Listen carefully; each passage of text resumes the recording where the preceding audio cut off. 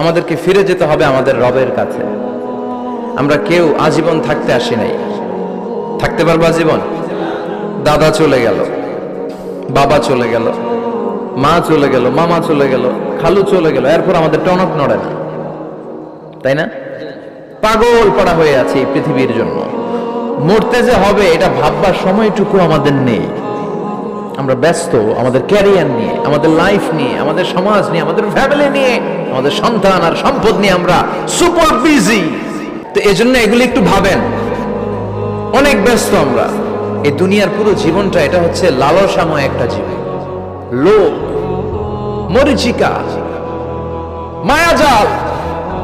এই মায়াজালে আমরা আটকে আছি, ফলে মৃত্যুর কথা আমরা ভুলে গিয়েছি। পাগলের মতো ছুটছি, আরো টাকা লাগবে, আরো খ্যাতি লাগবে, আরো যশ লাগবে, আরো দাপট লাগবে। আমার এত টাকা দিয়ে কি হবে? এত সম্পদ দিয়ে কি হবে? এত ব্যস্ততা দিয়ে কি হবে তোমার? স্টপ, থামুন, অনেক হয়েছে। আন্না, থামুন, take a rest, take a breath and think about death. Think that you have to go back to your Lord. একটু বসেন না, একটু ভাবেন যে আমাকে চলে যেতে হবে, চলে যেতে হবে। এই কোলাহল, এই ব্যস্ততা, এগুলো থাকবে, থাকবো না আমি।